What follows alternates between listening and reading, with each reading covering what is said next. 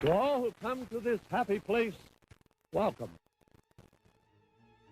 Now, as we've established before, Disney is a very well-known family company, known for making, movies for the entire family. Things that we can all gather around, people of all ages, and watch and enjoy. But that isn't always the case, because if you've seen part 1 of this video, then you know exactly what I'm about to talk about. You see, Disney is really good at taking stories from years past and adapting them into family-friendly movies, but these stories weren't always family-friendly themselves. In part 1 of this video, we talked about Sleeping Beauty, Tangled, and Pinocchio, 3 different Disney movies that were taken from different fairy tales. Today we're going to talk about some more of these movies, and we're going to talk about specifically what Disney changed to make these stories more family friendly and suitable for the big screen. So everybody, make sure to put on your snorkels, because today we are diving headfirst into the dark origins of different Disney movies. That's a lot of D sounds. The dark origins of Disney, how's that? Without any further ado, ladies and gentlemen, the dark origins of Disney, part 2.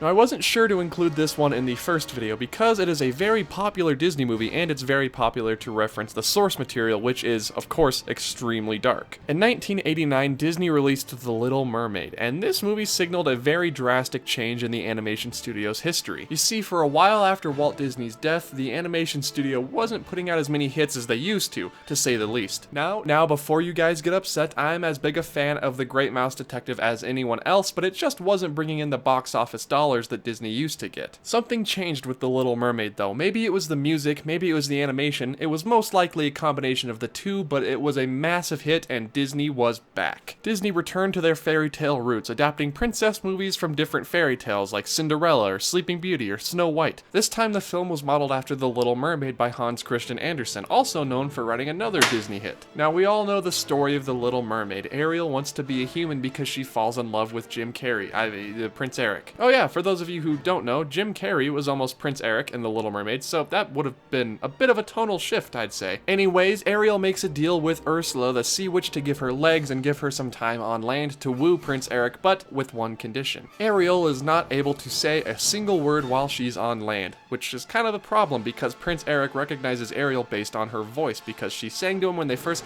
It's a whole thing. Well, one thing leads to another, and as movies go, your prince boyfriend is driving a ship into the stomach of the sea witch and killing her. King Triton, Ariel's father, and son of Poseidon, who is also related to Hercules, that's a theory for a different day, decides to give Ariel legs, and Ariel and Eric live happily ever after on land, and eventually, Little Mermaid 2 happens. So that's what happened in the movie adaptation of The Little Mermaid, but what happened in the 1837 Danish fairy tale? Well, you see, in Hans Christian Andersen's story, the Little Mermaid is not named, she's just called the Little Mermaid. The Little Mermaid is a creature who dwells in an underwater kingdom with her widowed father, the Sea King, or the Mer King, depending on what version of the tale you're reading, and it basically follows the movie's plot. The Little Mermaid goes to the surface and sees a prince she falls in love with, the ship gets wrecked and she rescues the prince.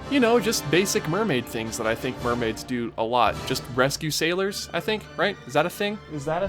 The Little Mermaid once again goes to the sea witch and gets a potion that gives her legs, but at the cost of her tongue and her voice. That's right, everybody, now the mermaid has no tongue. Oh, but don't worry, as sea witches do, there is yet another catch. Every step the Little Mermaid takes on land will feel like she's walking on knives, so that must not be very pleasant. Nevertheless, though, the Little Mermaid agrees and swims to the surface, drinks the potion, and woos the prince, even though she can't talk and every step she takes literally feels like she's getting stabbed. It's all worth it because true love. And when the Little Mermaid meets up with the prince, as luck would have it, the prince loves to see her dance. And if you've ever danced before, you know that dancing includes a lot of stepping, and, of course, if you guys have been paying attention, every step she takes feels like she's walking on knives! Some time passes and the prince and the Little Mermaid grow closer. They go everywhere together, but the prince's parents pressure him to get married to a princess from a neighboring kingdom. That's a lot of peace sounds. What's with all the alliteration in this episode? The prince decides that he cannot marry the princess because he wants to marry the girl from the temple who he believed rescued him. Of course, it turns out that the princess from the neighboring kingdom is in fact the girl from the temple, as she was sent to the temple for her education. These girls who went up to save the prince after the mermaid had left. The prince declares his love for her, and the royal wedding is announced. As the Little Mermaid watches the royal wedding from the water, she's very, very sad, but her sister masters bring her a knife and say if she kills the prince and let his blood drip onto her feet that she will become a mermaid once again. Of course, the mermaid cannot bring herself to do this because she loves him, and instead she throws herself off of the party boat into the water and dies and becomes sea foam. And in some versions of the story, it's really debated on how this story actually ends. The Little Mermaid goes to heaven and becomes an air spirit, but that's really just up to you. I don't know if there's a canon ending to the story or not. So let's recap, shall we? The mermaid rescues the prince from the burning ship,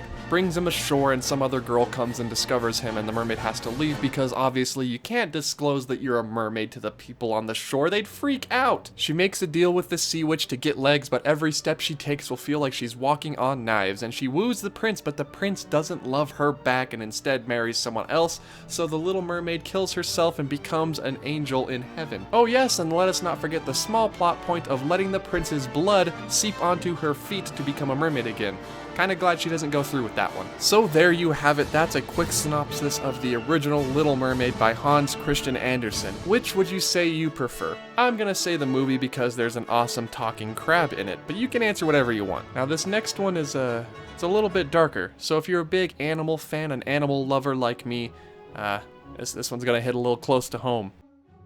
The Fox and the Hound was released in 1981, during Disney's Dark Age, because it was released after Walt Disney's death, but before The Little Mermaid, which is considered the very beginning of the Disney Renaissance. The film follows the life of Todd and Copper, a fox and a hound respectively. There's a bit of an interesting dynamic because Copper is a hound dog and is meant for hunting, while Todd is a fox who is meant to be hunted by the hound dog. The film even ends with Copper protecting Todd against his master from shooting him after Todd collapsed from exhaustion. So yeah, it's just a story about friendship and friends and coming together through diversity. Even though you're meant to kill each other, you can come together and appreciate friendship. Which, I mean, come on, that's the heart and soul of every Disney movie, right? Friendship. But now let's get into the 1967 novel written by monster Daniel Mannix. Now this story kind of reminds me of Toy Story at the very beginning. Copper is an old washed up hound dog and is replaced by a new hound dog called Chief. Todd is a fox who is raised by another hunter and is released into the wild and learns, you know, the ways of the forest, escaping from different predators and everything. And eventually he happens upon Copper's master's house where he taunts the dogs and Chief escapes and chases Todd. Todd leads Chief to some railroad tracks and crosses them, but Chief isn't so lucky and is hit and killed by a train.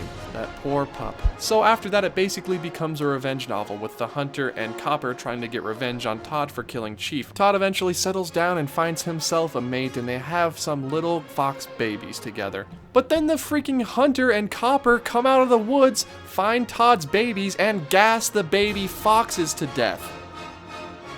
What?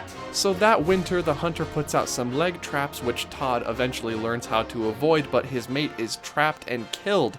Oh my goodness. But don't worry, Todd remarries and has some more kids, so it's all okay, right? Right? It's all gonna be okay, right? The hunter learns a rabbit call to draw out the baby foxes, and with this method he kills the baby foxes. Then by using the sound of a wounded baby fox, he's able to draw out and kill the mother.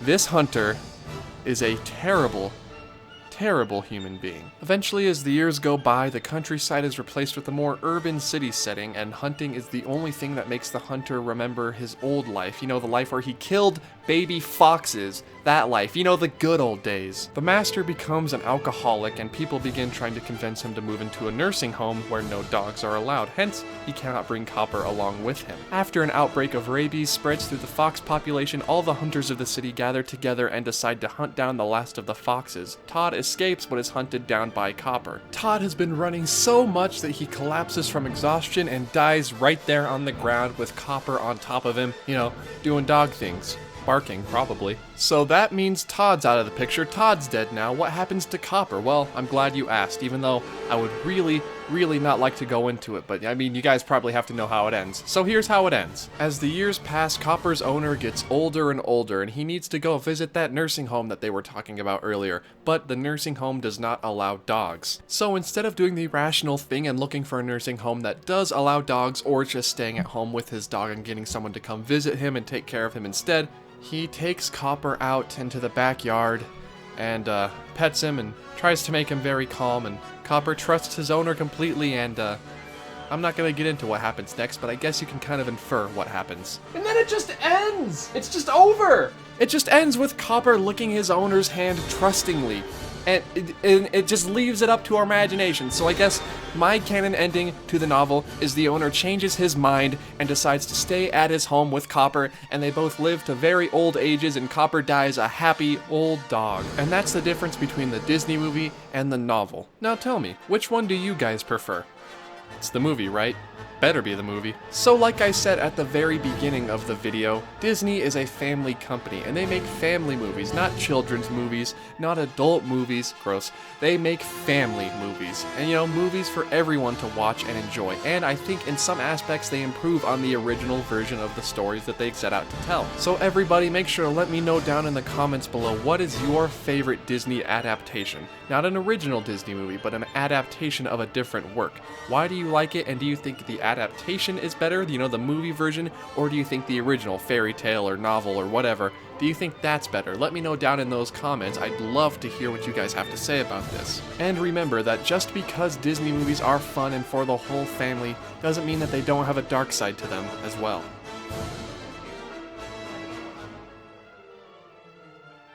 How's it going, everybody? Thank you all so much for watching this video. I hope you guys enjoyed it, you know, as much as you can. That second one is really, really dark. Remember that Offhand Disney merch is actually available right now, and it's in the description below. The top link, you can't miss it. Also, if you feel so inclined, make sure to join the Discord. I will also have a link for that down below, where you can discuss different Disney things with different Offhand Disney fans. Just remember to keep it civil over there, you know? Haha, okay. Anyways, make sure to follow me on Twitter for some more updates regarding my channel or myself, what I'm up to and what I'm doing. And if you feel so inclined, you also can donate on Patreon. It really helps me out, helps me get into the parks more to film more videos there, and helps me afford new editing softwares and computers, which actually, oddly enough, this is the first video I'm using on my new computer using Adobe Premiere. So that's kind of fun. And I have nobody to thank for that except for you guys. Thank you all so much for your support. I really enjoy it. I hit 50,000 subscribers, you guys know about that. I'm gonna stop talking now. Thank you all so much for watching this video. I hope you all enjoyed it. I will see you all in the next video. Goodbye.